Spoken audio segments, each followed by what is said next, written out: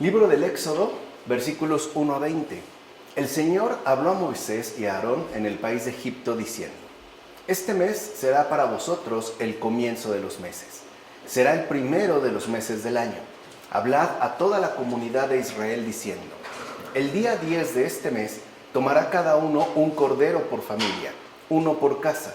Si la familia es demasiado pequeña para consumirlo, se unirán con su vecino más próximo hasta completar el número suficiente de personas para comer la res entera.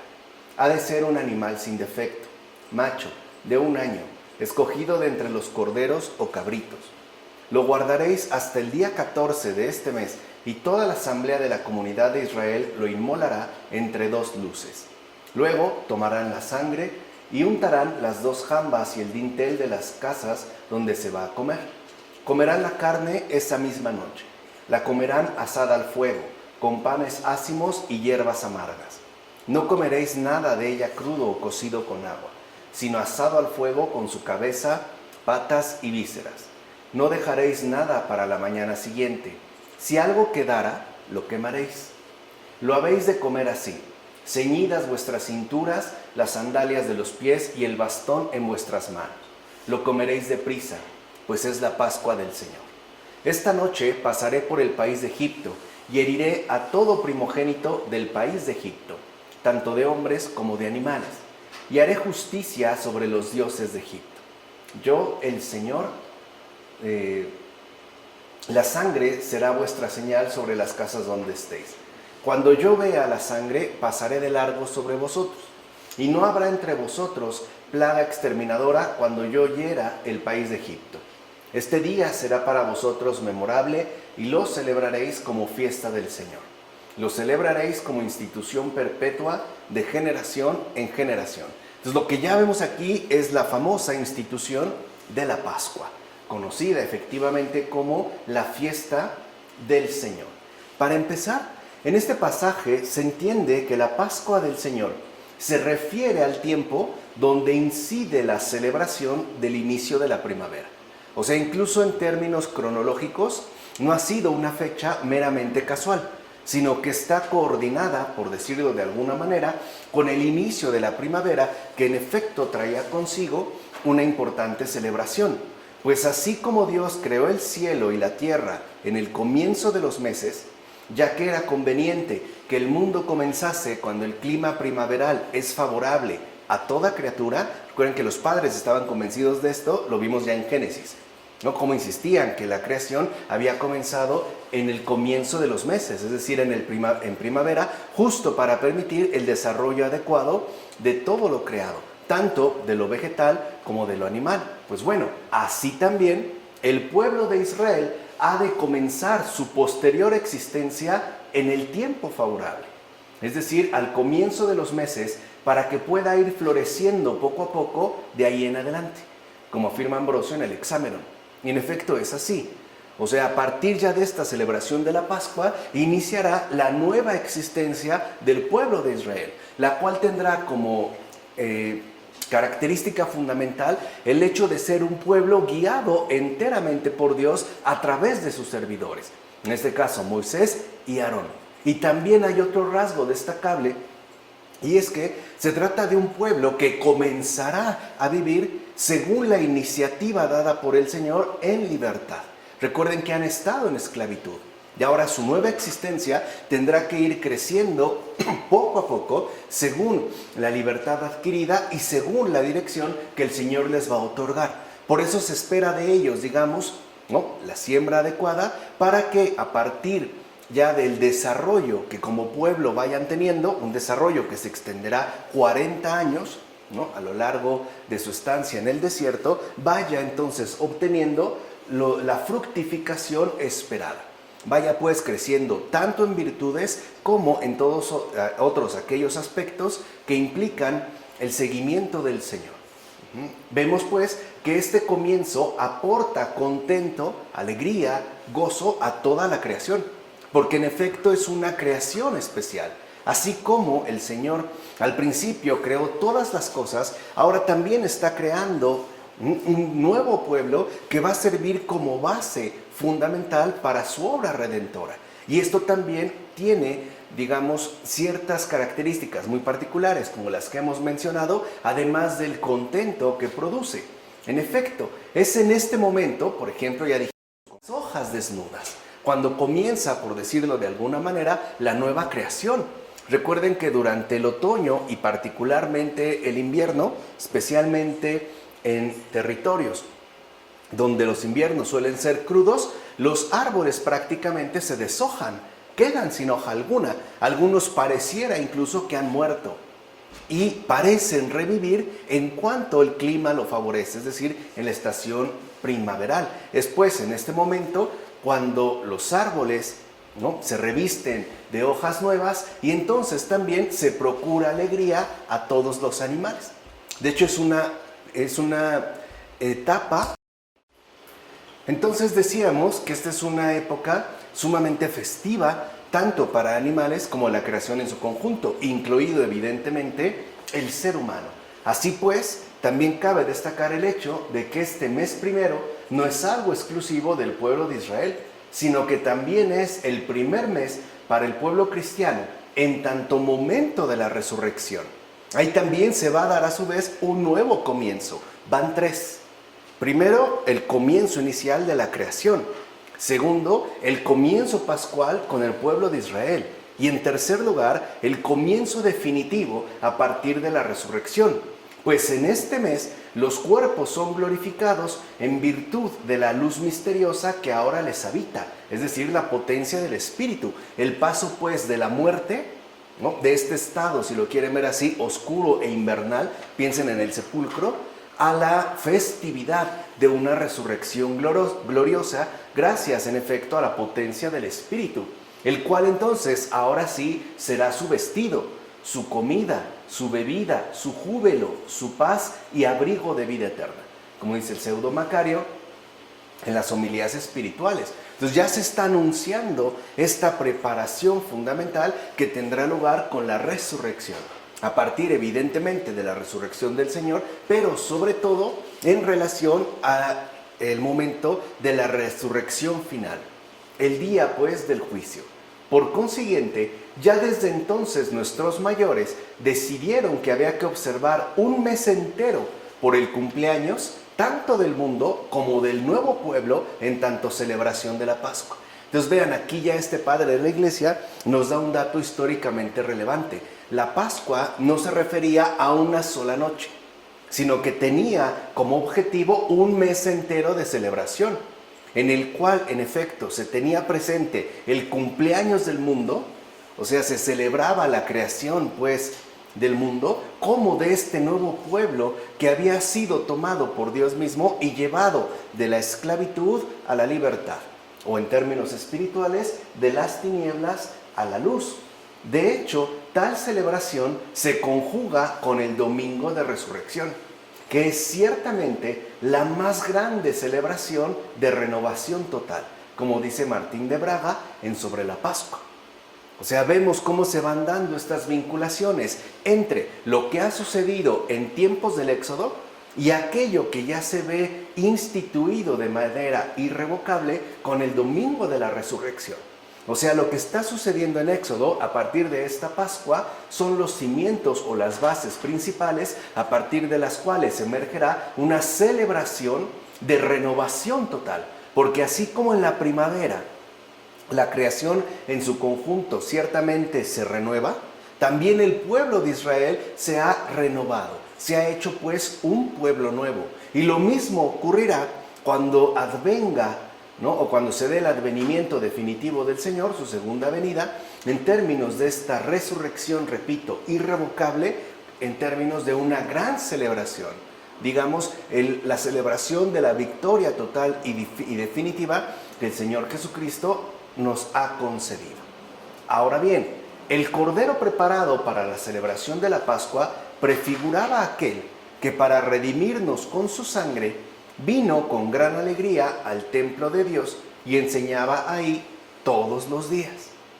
Este cordero, después de la preparación debida, salió para el monte de los olivos y fue hecho prisionero.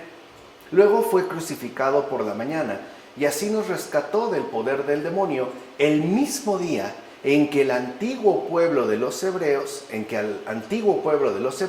se le quitó el yugo de la esclavitud de Egipto.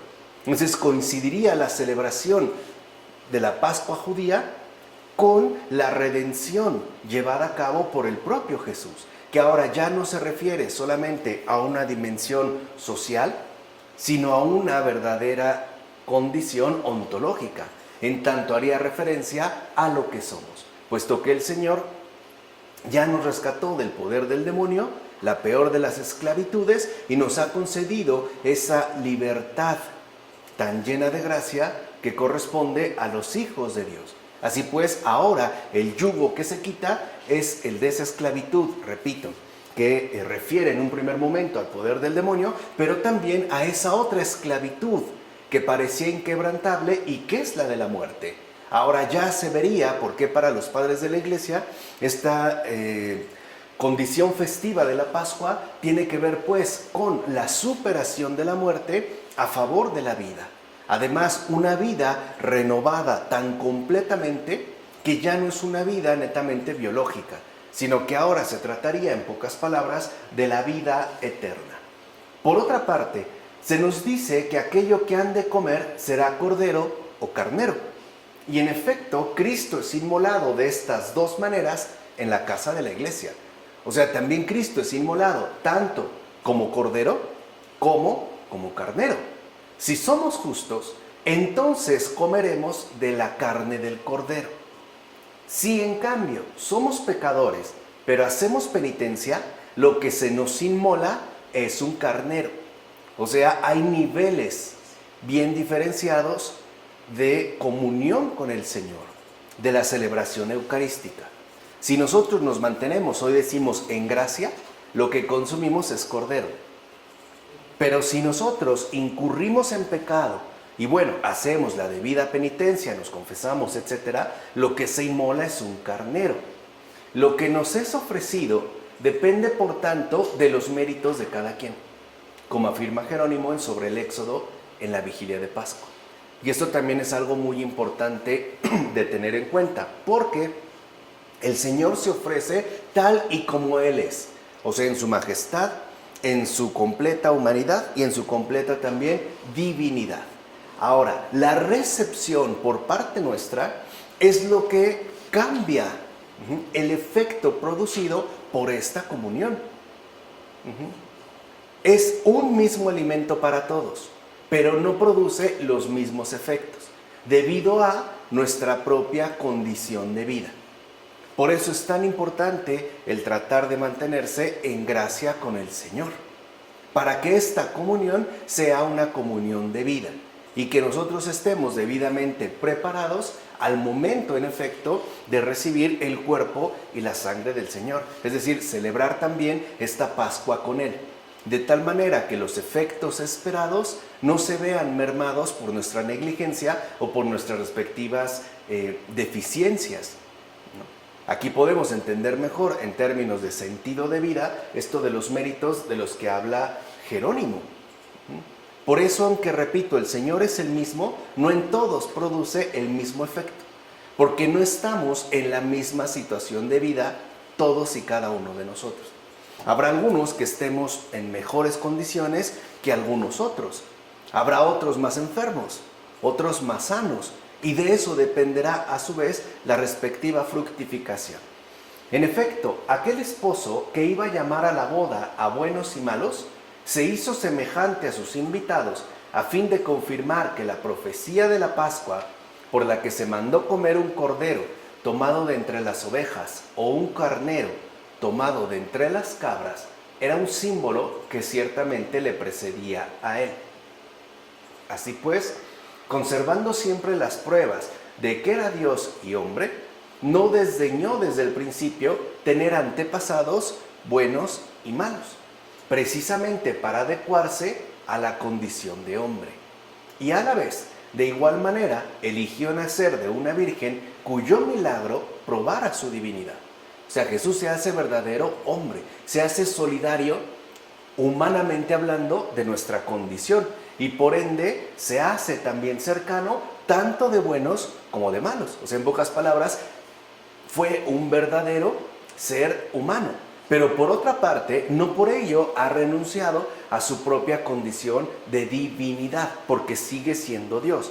Y aquí es cuando intervendría, por ejemplo, el nacimiento virginal, que en tanto milagro apelaría de manera directa a su respectiva divinidad, como afirma Agustín en Contrafausto. Ciertamente, convenía que Cristo se ofreciera hacia la caída del día, o sea, hacia el atardecer, para así mostrar con la hora misma del sacrificio el ocaso y la noche del mundo, la cual sería finalmente vencida con la mañana de la resurrección del Señor, como afirma Cipriano en unas cartas.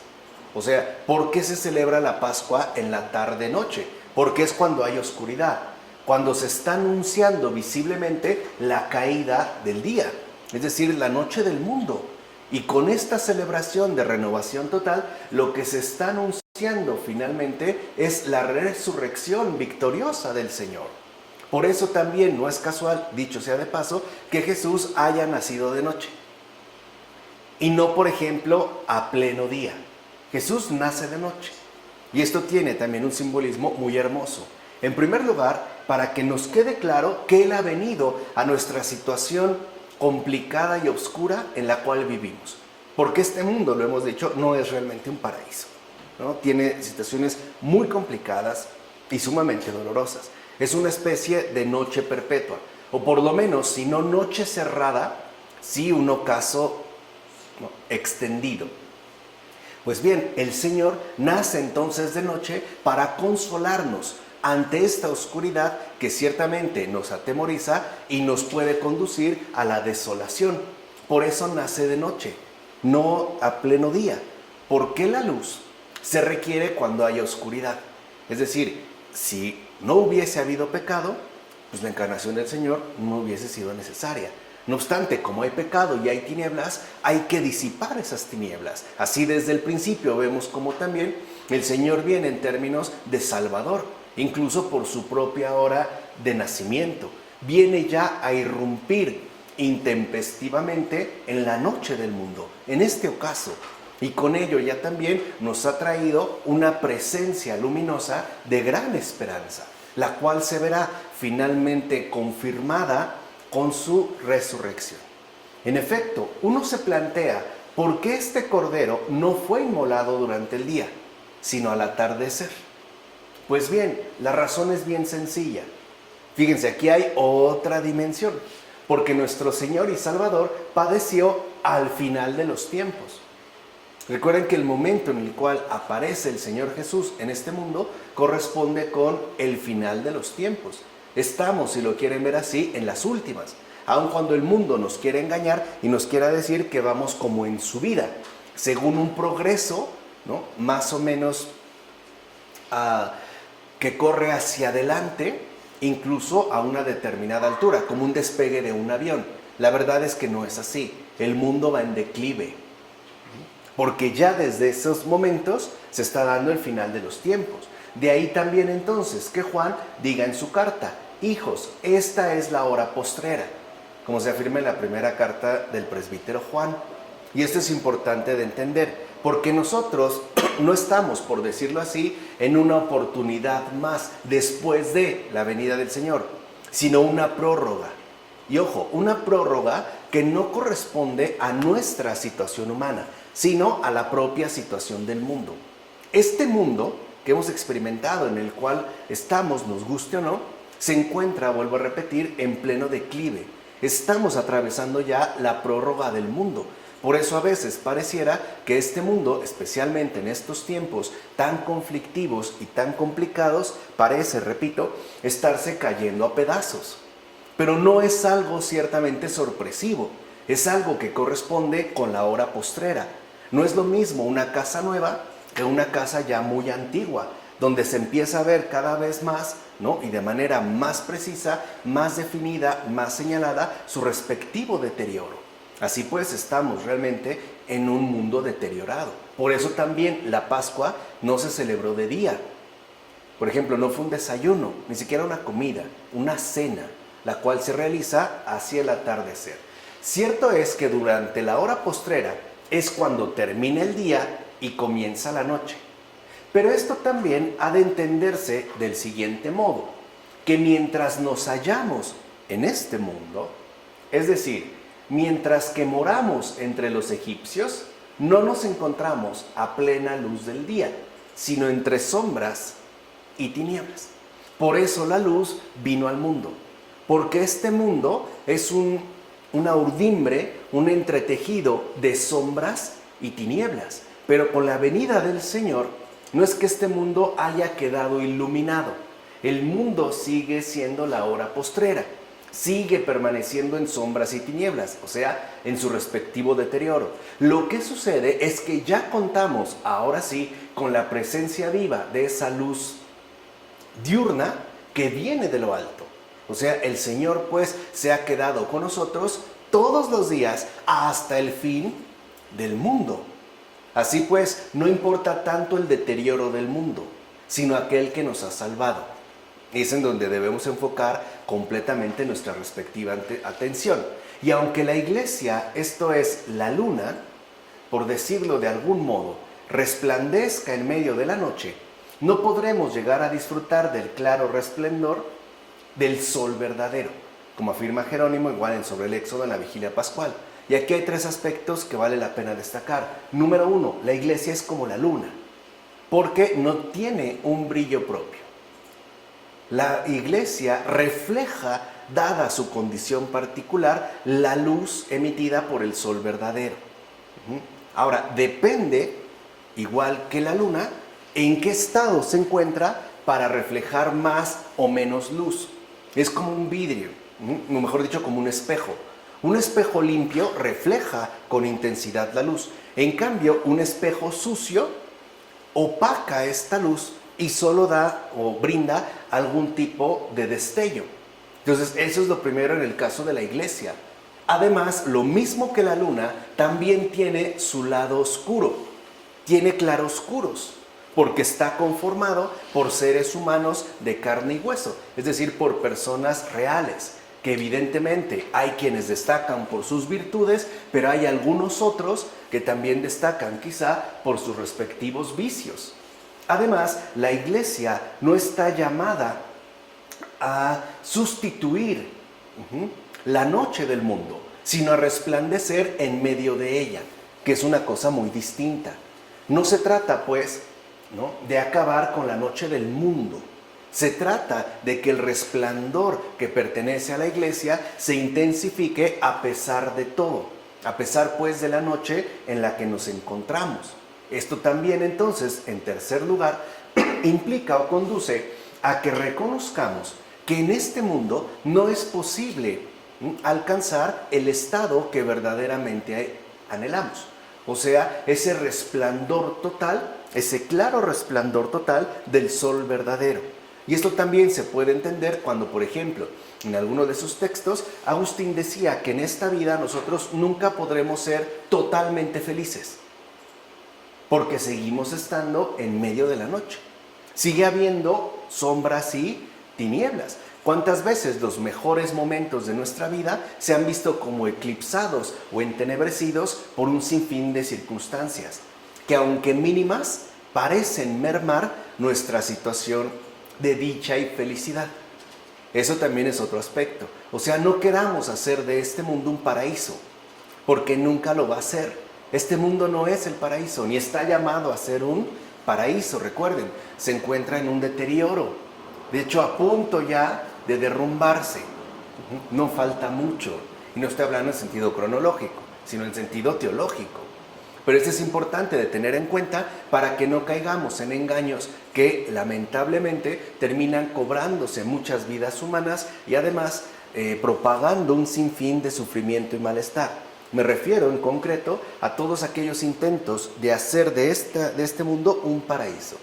La verdad es que ahí donde se ha intentado, por ejemplo en la ex Unión Soviética, lo que terminó emergiendo fue un verdadero infierno, una situación infernal. Por eso no se trata de que el mundo cambie, se trata de que el mundo no te cambie a ti. Esa es la lucha, ese es el combate, especialmente en estos tiempos. No se trata de cambiar el mundo o al mundo, se trata de que el mundo no te cambie a ti. que sigamos siendo entonces iglesia, ¿no?, en términos de luna, resplandeciente en medio de la noche. O sea, luz a pesar de tantas sombras y tantas tinieblas. Esa es, a mi entender, la misión del cristiano para estos tiempos actuales. Pues bien, Moisés indicó que se debían untar las jambas de las puertas de las casas de los israelitas con la sangre del cordero. Pero tú, Señor nuestro, nos has dado también una indicación, es decir, la sangre misma del Cordero Inmaculado que fue inmolado por el pecado del mundo. De hecho, el propio profeta Ezequiel dice que la señal ha sido puesta en la frente de las personas. Así pues, nuestro actuar está contenido a propósito de los testimonios de los profetas, como afirma Basilio de Cesarea en las homilías sobre los Salmos. Entonces, así como en ese momento se puso la sangre, ¿no?, de los animales sacrificados en las jambas de las puertas, ahora se coloca esta señal en la frente.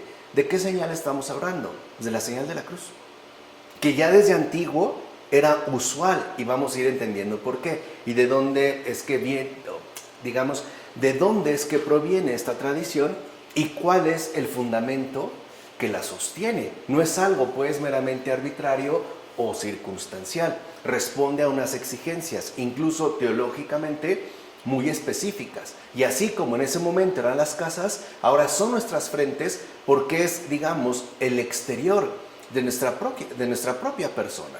O sea que, en pocas palabras, es la sangre de Cristo lo único que nos libra del exterminador, del demonio. Es una protección contra el demonio. Es para vernos libres de sus ataques y sobre todo para preservar el alma de graves daños, en particular de daños mortales, o sea, daños que conducen a la muerte, particularmente a la muerte espiritual. Por eso también nosotros nos persignamos, por eso hacemos constantemente la señal de la cruz. Ahora bien, ¿por qué el Señor mandó matar una oveja en aquella ocasión? Sino porque de él estaba profetizado que sería conducido como una oveja al sacrificio. O sea, él también va a ser tomado sin ningún tipo de resistencia, como una oveja llevada al matadero, como también se ha expresado en otro profeta. En efecto, con la sangre del cordero sacrificado señalaron los judíos los dinteles. Y con la sangre de Cristo señalamos nosotros nuestra frente. Vean desde dónde viene. El signar la señal de la cruz en nuestra frente. Y así como aquella señal, que era un signo, así llamado por las puertas señaladas, prohibía la entrada al exterminador, así también la señal de Cristo aleja de nosotros al exterminador. Por eso no era casual que todavía no hace mucho, cuando una persona tenía algún susto o algún sobresalto, de inmediato se persignara.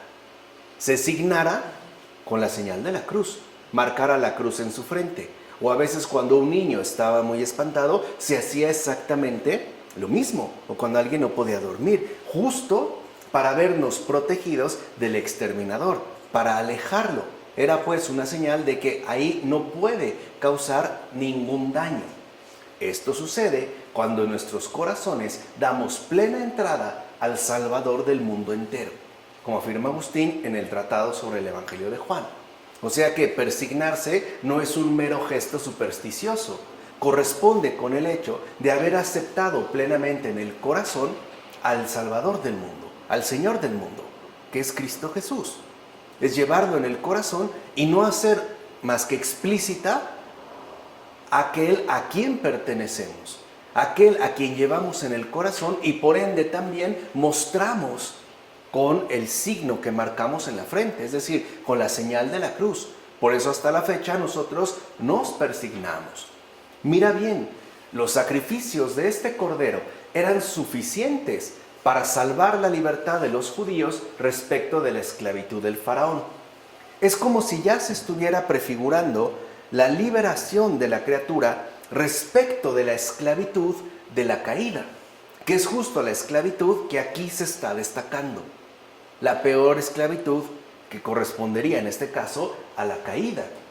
En efecto, se estaba realizando en imagen la salvación operada por la futura pasión de Cristo. ¿De dónde nos va a sacar? De la esclavitud contraída a partir de la caída, y de qué modo se iba a dar esta liberación, a través del sacrificio del verdadero Cordero, es decir, de la pasión de Cristo. Gracias pues a este sacrificio ya no puede aterrorizarnos el ángel devastador. Así pues, el Cordero sin mancha no es una figura oscura de Cristo, cuya inmolación nos ha liberado de la esclavitud egipcia de nuestra muerte, sino una luz brillante de liberación. Esa es la pasión de Cristo. Y eso es algo en lo que nosotros tenemos que insistir y profundizar, particularmente en los tiempos actuales. Tenemos que ser capaces de contemplar la pasión de Cristo, y particularmente al crucificado, como esa luz brillante de liberación que de hecho es, y no como una figura oscura que transmitiría un cierto temor o miedo. Al contrario, es luz, porque es luz brillante de liberación. De hecho, fíjense, con la señal de la cruz, igual que con la aspersión de la sangre en aquel momento, nos preservamos de los demonios hasta la consumación del mundo. Bastaría con esto para preservarse de los demonios, como afirma Martín de Braga en Sobre la Pascua. Pobres de los protestantes, que han dejado de lado la cruz y que ni de chiste se persignan. Solitos se exponen a los demonios. ¿Cómo van a quedar preservados? ¿Cuál es la señal para que el ángel exterminador no arrase con sus almas? O por lo menos para que no los enrede con sus trampas y sus tinieblas. Con esta sola señal de la cruz, lo mismo que en aquel momento con la aspersión de la sangre, con esto nos podemos preservar de los demonios hasta la consumación del mundo. Por eso no es casual también que la celebración litúrgica empezamos nosotros con la señal de la cruz y se termina con una bendición en señal de la cruz, que es la que nosotros también recibimos, para que veamos que no solo depende de nuestras capacidades protectoras, sino de la bendición que nos es ofrecida. Por eso inclinamos la cabeza recibiendo esta bendición, esta protección. Pobres pues de los protestantes. ¿Con qué se están protegiendo? ¿Qué aspersión es la que poseen? ¿A base de qué se preservan de los demonios hasta la consumación del mundo? Es como ir sin escudo en un combate, además, a muerte. Ahora bien, los cristianos comen la carne del Cordero a la caída de la tarde, ya que el Señor, que ha padecido a la caída de la tarde, nos sostiene hasta que llegue por fin la mañana, es decir, la resurrección. También por eso nosotros acudimos a la Eucaristía, porque es el único sostén pleno para poder acceder hasta el amanecer, o sea, hasta la resurrección. Mientras dijimos, estamos en este mundo, es de noche. Lo que nos preserva, lo que nos mantiene en pie, lo que nos sostiene es justo la carne del Señor. Decimos a recibir la Eucaristía.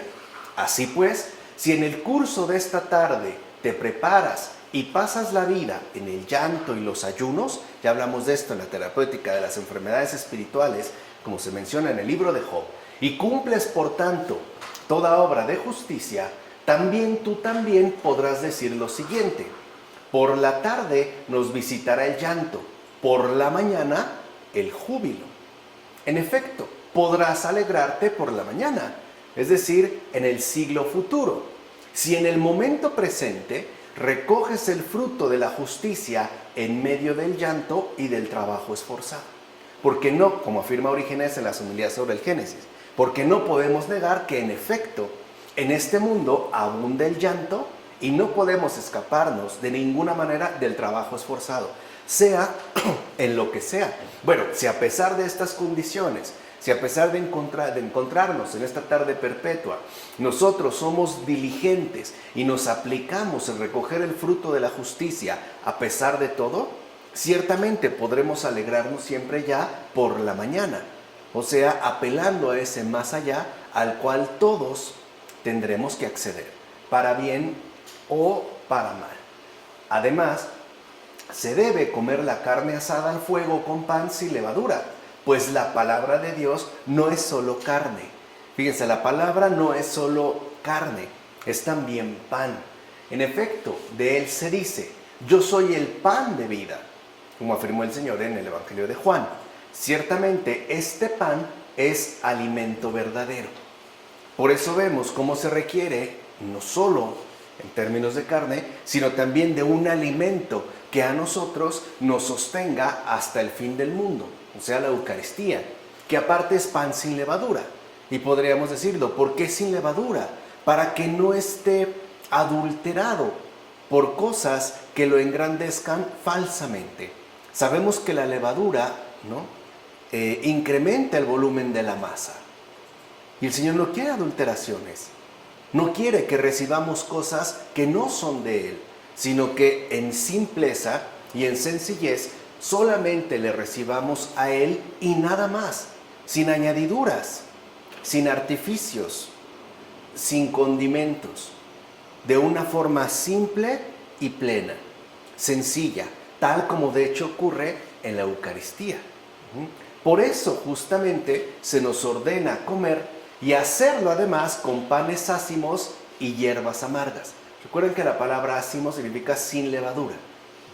Esto es así porque no es posible entrar en la tierra prometida si no es a través de pasar por medio de amarguras. Todos las pasamos, todos las tenemos, todos las hemos atravesado. A veces más, a veces menos. Pero todos hemos tenido que seguir el mismo recorrido, porque todos pertenecemos al transcurrir, al suceder de este mundo. Hemos vivido, pues, en este mundo.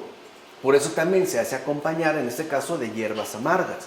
De hecho, así como los médicos incluyen en los medicamentos ciertas sustancias amargas en aras de la salud y la curación de enfermedades, por ejemplo, el ajenjo, que medicinalmente es muy bueno, pero qué amargo es.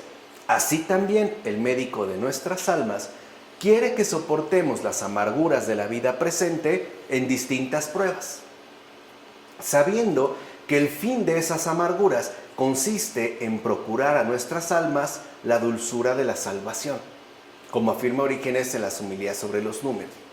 O sea que para nosotros, a pesar de las amarguras que podemos atravesar, siempre nos podemos ver remediados por la dulzura que aporta la salvación. Es decir, por una contemplación permanente y constante que nos permite superar finalmente tales amarguras. Así pues, comemos la carne del cordero y el pan sin levadura junto con hierbas amargas, ya sea dolidos con un dolor divino a causa del arrepentimiento de nuestros pecados, o bien buscando a través de pruebas las visiones de la verdad que ciertamente encontramos, como afirma Orígenes en los comentarios sobre el Evangelio de Juan. Entonces, con esto se nos deja en claro lo siguiente: asimismo, debemos digerir fructíferamente las palabras amargas de los mandatos de Cristo, justamente como signo de la pasión digerida del Señor. Al principio es amarga, pero cuando uno realmente se la toma en serio, acaba en dulzura, en salud, en beneficio. ¿O acaso no nos parecen amargas las palabras del Señor cuando dice: si quieres ser perfecto, deja todas las cosas, ven y sígueme? ¿No incluso de entrada nos parecen como hasta indigestas, por no decir repulsivas? Pues bien, aún esta amargura es medicina para las almas. Máximo de Turín en el sermón. O sea que el Señor nos ha dado perfectamente bien todo lo que necesitamos, ya sea dulce, ya sea amargo. Antes, en los términos medicinales, basados sobre todo en la herbolaria, se sabía que a veces eran requeridas, por ejemplo, hierbas amargas para distintos malestares. Había otros que requerían, por el contrario, una cierta hierba más neutra e incluso más dulce. Por ejemplo, la manzanilla. No es lo mismo si comparamos un té de manzanilla que un té de ajenjo. Son cosas completamente opuestas, pero ambas no son necesarias, porque el Señor está apelando a nuestra situación concreta y real de vida. No es que esté apelando a una invención, sabe perfectamente bien lo que requerimos y como doctor experto de almas, sabe también qué ofrecernos para nuestro respectivo beneficio. Ahora bien, no se come la carne cruda, vean todas las indicaciones que el Señor dio, ¿no? No se come la carne cruda porque debe estar cocinada espiritualmente. En efecto, no basta con quedarse con el mero sentido literal. O sea, si nosotros consumimos la carne cruda y nos quedáramos únicamente con el sentido literal, no estamos apelando a las indicaciones del Señor. De hecho, hemos de afanarnos en transformar lo crudo, lo meramente literal de la Escritura, en alimento cocinado, asado a fuego, con el fuego, ¿no?, ardiente de la caridad, del Espíritu, para que lo escrito no sea ni flácido, ni aguado, ni disuelto, sino firme. Una buena carne asada es firme, no es flácida, no es aguada como carne hervida, ni tampoco se disuelve, por ejemplo, cuando se sobrecose, que es algo, por cierto, espantoso para cualquier tipo de guiso. Hay guisos que cuando se sobrecocina la carne se echan a perder. No, tiene que estar perfectamente bien preparada, perfectamente bien cocinada, es decir, asada, como afirma Orígenes en el comentario al Evangelio de Juan. Y es esto en gran medida lo que los padres de la Iglesia han hecho para nosotros. Se han esforzado en transformar la escritura cruda, es decir, el sentido literal, en un alimento perfectamente bien cocinado, o sea, espiritualmente bien elaborado. Tomemos pues por alimento al cordero entero, todo. No dejemos al lado algunas cosas, por ejemplo, las palabras duras que nos pueden salir al encuentro de boca del propio Señor, o algunos aspectos que en los evangelios o en general en las escrituras nos resulten ciertamente repugnantes. Por ejemplo, las vísceras, las patas, la cabeza. Hay personas que comen carne, pero les da asco la cabeza, por ejemplo, o las vísceras o las patas. Aquí se trata entonces de tomar por alimento el cordero entero. Es decir, tomemos la cabeza junto con las patas. Vamos a entender por qué. Por un lado, la cabeza significa la divinidad. Tomemos también la divinidad. Y por otro, las patas significan lo que nos lleva a entender su humanidad. Ambos aspectos. No queramos restarle a Jesús, ya sea la divinidad, ya sea su humanidad. Tomemos al cordero por completo. Cabeza y patas. Todo pues es plenamente comestible, incluidas las propias entrañas, o sea, la misericordia, que ahí es donde muchos nos quedamos atorados. A lo mejor algunos son muy adeptos a la cabeza, o sea, a la divinidad del Señor. A lo mejor algunos otros, quizá más recientemente, son más bien adeptos a la humanidad de Cristo y lo toman, por ejemplo, como un gran modelo moral. Pero pocos son aquellos también que logran digerir y consumir plenamente las propias entrañas, las vísceras del cordero, es decir, la misericordia. Porque esta misericordia a muchos de nosotros nos parece francamente indigesta, algo imposible de comer. ¿Por qué es exigente? Porque en efecto pide mucho. Pide mucho porque ofrece demasiado la misericordia. Por eso quizá a muchos de nosotros no nos gustan estas vísceras del cordero, no nos gustan las entrañas de Dios, no nos agrada tanto su misericordia. A veces quisiéramos que fuera como más duro, mucho más severo, según nuestras conveniencias. O a veces que fuera una especie de tonto, ¿no?, actuando a nuestro mero capricho. Pues no, al cordero se le toma por entero, porque todo en él es lo comestible. Su divinidad, su humanidad y también su misericordia, sus propias entrañas. Que vuelvo a repetir, para muchos, francamente, la misericordia de Dios es lo más repulsivo de todo. Aquello que incluso puede generar un cierto disgusto y quizá asco, como sucede en algunas ocasiones con las vísceras animales. Hay personas que las vísceras les dan asco. Hay personas que sienten asco también de esta misericordia. Así pues, también es cierto que la cabeza del cordero significa el conocimiento espiritual. mientras que los pies significan la narración literal del texto. Entonces, esto también es sumamente interesante porque nos permite comprender la verdadera amplitud de la escritura. Por un lado, está basada en una narración literal apegada a los hechos de esta tierra. De ahí partimos. Pero también es verdad que tiene una altura espiritual que solo es accesible por medio del conocimiento espiritual. Y las dos también tienen que ir conjugadas. O sea, no solo nos podemos quedar con lo literal y tampoco nos podemos quedar meramente con el conocimiento espiritual. Porque no es así. Sino la propia sale a la superficie después de haber desmenuzado y analizado todo lo que tenemos a la mano. Como afirma Jerónimo en Sobre el Éxodo en la Vigilia de la Pascua. Y conste que Jerónimo fue un gran experto en la escritura. Sabía perfectamente bien de qué está hablando. O sea, digamos que la escritura es la conjugación de cielo y tierra.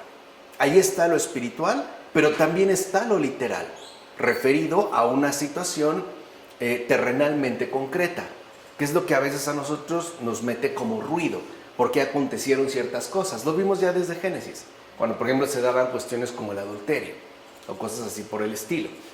Pero además, también la propia escritura tiene sus vísceras, que no están o no son accesibles a primera vista. De hecho, para acceder a las vísceras hay que cortar la carne, y hay que hurgar, hay que desmenuzar, hay que sacar. Hay que pues tratar de traerlas a la luz. Pues bueno, las tres cosas son importantes. El sentido literal en el caso de la palabra de Dios, también visto como alimento. El sentido literal, el sentido espiritual que nos aporta. El sentido literal también usa como un medio de expresión, pero también las vísceras que ahí están y que muchas veces para nosotros pasan desapercibidas. O bien porque nos quedamos en la superficie, es decir, en lo meramente literal, o bien porque solamente queremos lo espiritual, pero no profundizamos. Entonces, a las escrituras hay que leerlas, hay que meditarlas y hay que profundizarlas. Siempre, de manera conjugada. Hay que leer, hay que meditar y hay que profundizar. Así obtenemos el alimento completo y no solamente una parte, ¿vale? Además, debes saber que quienes son partícipes de Cristo necesitan estar bien preparados para realizar las obras propias de los santos. Es decir, deben tener ceñidas las cinturas. Estar pues ya listos para lo que se ofrezca. La caridad no espera. La caridad no puede esperar. No podemos como si nos agarraran a medianoche, a lo mejor en pijama, y dicen, bueno, déjame visto, me cambio, me arreglo o me baño, mira en qué fachazando, déjame. No, en el caso del cristiano no, siempre debe tener ceñidas las cinturas, los pies calzados. ¿Por qué los pies calzados? Justo para ponerse en marcha. Es más, si alguien nos toma por sorpresa y tenemos que salir, no sé, a una emergencia médica de algún conocido y andamos descalzo, no nos vamos así. Lo primero que hace es, espera, me dejan ponerme unos zapatos o unos tenis. Pero es eso, para ponernos en marcha y llevar el bastón en la mano. Es decir, contar siempre con la asistencia de Dios. De hecho, tal y como el Señor indicó en la Pascua, todos estos detalles de la cintura ceñida, las sandalias puestas y el bastón, literalmente eran signos muy específicos de una persona que está ya en condiciones de hacer un viaje, de ponerse pues en marcha. ¿Qué figura es la que nos expresa esta marcha? El servicio. Amar es servir, es ponerse al servicio de Dios, ¿no? A favor justamente del prójimo. Si uno no está bien preparado para ello, si uno no está calzado, no puede ponerse en marcha. Si uno no lleva el bastón, no cuenta con la asistencia de Dios. Si uno no lleva la cintura ceñida, pues es básicamente porque no está en condiciones de emprender una marcha, de ponerse en marcha, de ponerse en acción, de salir al camino, etc. Por eso es muy normal que el cristiano, lo mismo que aquellos hebreos que celebraron la Pascua, llevan puestos vestidos de viaje. Y esto también es muy bonito. Bueno, esto lo afirma Cirilo de Alejandría en el comentario al Evangelio de Lucas. Esto, repito, también es muy bonito porque nos permite captar cómo el cristiano se ha reconocido, en primer lugar, como un continuo peregrino. Sabe que está aquí de viaje y sabe que si el Señor da una indicación de ponerse en marcha, lo hace, como Abraham. ¿Se acuerdan de la disponibilidad? Por eso literalmente, ¿no? Anduvo mucho tiempo de un lugar para otro, prácticamente hasta morir, para que se aprendiera la entera disponibilidad, esta obediencia de seguimiento. Y también los hebreos están empezando a aprender este pueblo nuevo. Por eso hay siempre que estar preparados para todo. Es decir, estar siempre en las mejores condiciones para llevar a cabo las obras de Dios, las obras de misericordia, para poder manifestar una genuina caridad viviente, una experiencia auténticamente cristiana. Por eso el cristiano lleva puesto de vestidos de viaje. Además, porque sabe el cristiano que su paso por este mundo es meramente transitorio.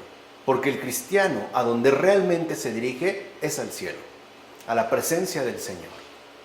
De hecho, ¿no? A la adoración eterna del Padre, del Hijo, del Espíritu Santo. Hacia allá se dirige. Y por qué no, también a la veneración de la muy Santa Madre de Dios y a la compañía de los santos y de los ángeles, a todo lo celestial. Sabe que para allá se dirige. Por eso no puede quedarse detenido o instalado en este mundo. Por ejemplo, en las formas de pensar que aquí se imponen, en las formas de vivir que aquí se establecen, o en todo el peso, ¿no?, material con el que a veces podemos quedar incluso hasta subyugados. Ciertamente, llevar puestas las sandalias apela a lo siguiente. El que celebra la Pascua, es decir, el que ha de comer la carne del cordero, debe preservar sus pisadas de los ataques de las bestias espirituales. Y sobre todo, debe protegerse de las mordeduras de la serpiente, como afirma Ambrosio sobre la penitencia. O sea que traer, pues, las sandalias puestas implica ciertamente, en tanto cristiano, puesto que come la carne del cordero, ese es el cristiano. El cristiano es el que come la carne del cordero. Yo por eso no entiendo por qué los protestantes se dicen cristianos, si no comen la carne del cordero. ¿De dónde viene esta denominación? Si aquí está más claro que el agua. Es el que celebra la Pascua, el que come la carne del cordero, pues debe de estar atento donde pisa, porque dijimos es de noche. Y en efecto, por lo regular, es en la noche cuando salen la mayoría de las alimañas y animales ponzoñosos. Es de noche. Tenemos que ir con discernimiento claro para ver en dónde estamos pisando. Sobre todo porque nos veremos sumamente atacados por bestias espirituales, por demonios, en particular por la acechanza, ¿no?, constante de la serpiente, del diablo. Si nosotros vamos descalzos, seremos fácilmente alcanzados por su mordedura y entonces empezaremos a quedar envenenados, hasta quizá finalmente perecer en términos espirituales.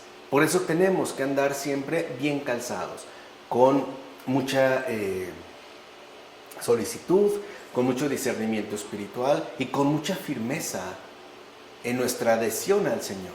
O sea, con una gran fidelidad, sabiendo pues hacia dónde nos dirigimos y no siendo ignorantes de todos los peligros que nos acechan.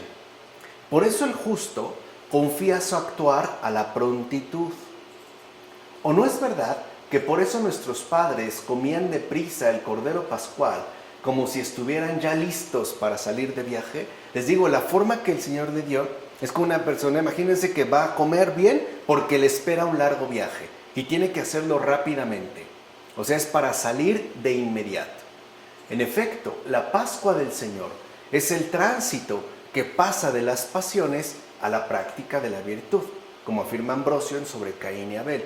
Y esa es otra dimensión que también no podemos pasar por alto.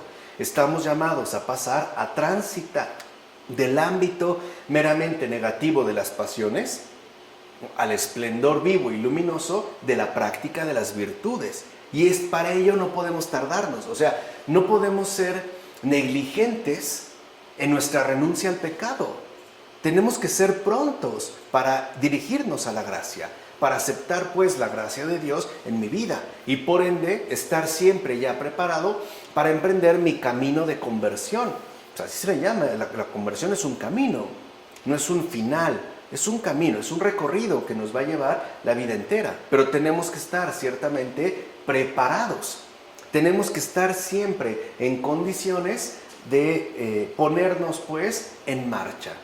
No podemos ser, repito, negligentes con respecto a la renuncia del pecado. El pecado no es algo que se puede postergar para después. Eso es algo a lo que hay que renunciar de inmediato para poder desprenderme de esta atadura y dirigirme ahora sí a la tierra que el Señor me ha prometido, que es la tierra de la libertad.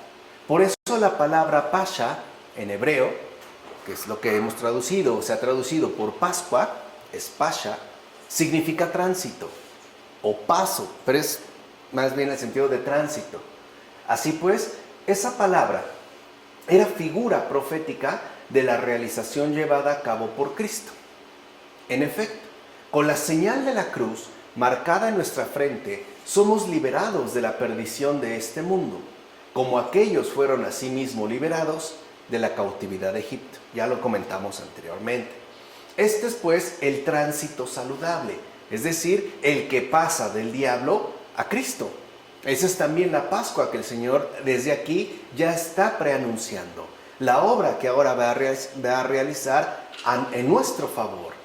El poder pasar sin tardanza de las tinieblas a la luz, del pecado a la gracia.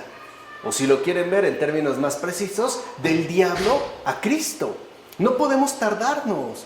Por eso tampoco podemos dilatar nuestras confesiones acumuladas. Tampoco debemos tardarnos en hacer el bien. Por ejemplo, ¿cuántas personas están esperando un gracias? ¿O a cuántas personas le debemos una disculpa? Ir a pedir literalmente perdón. Que nos perdonen sin aplazar tanto tiempo. ¿Cuántas cosas sabemos que tenemos que realizar y las vamos aplazando? Y cuando recapacitamos han pasado quizá años. O a veces la persona ya falleció, ¿no? Y entonces quedamos como pendientes, quedamos como irrealizados en aquello que nos correspondía. Por eso, repito, este tránsito de las tinieblas a la luz, del pecado a la gracia, del diablo a Cristo, tiene que ser algo para lo que estemos dispuestos a realizar inmediato, a toda prisa, corriendo. Es más, que digo corriendo, volando a brincos, pero rápido, pronto. Y de este modo se verifica el tránsito por demás saludable y plenamente fundamentado. Por eso no nos quedamos cautivos de este mundo que pasa, sino que más bien pasamos a Dios que permanece siempre. ¿No? Agustín en el Tratado sobre el Evangelio de Juan. Eso es algo que también hoy en día se nos ha olvidado. Este mundo pasa. Por eso insistí tanto al inicio de que este mundo está en deterioro, está en su declive, está a punto de derrumbarse, de venirse abajo ya, irremediablemente. ¿Por qué nos queremos seguir aferrando a ruinas que pasan? A vestigios, ¿no?, que no pueden ser edificados nuevamente. ¿Por qué no mejor pasamos a Dios que sí permanece y que además permanece para siempre? Además, en términos espirituales, Pascua significa que el Señor pasaría de este mundo al Padre. Vean, otra dimensión. Es otro paso, es otro tránsito. En el caso del Señor, de este mundo al cual ha venido al Padre. Y que por tanto, los fieles al Señor, siguiendo su ejemplo, abandonarían también los deseos mundanos y la esclavitud de los pecados, gracias a la práctica continua de las virtudes. Con ello pasarán de este mundo a la patria celestial que se les ha prometido, como afirma Beda en las homilías sobre los evangelios.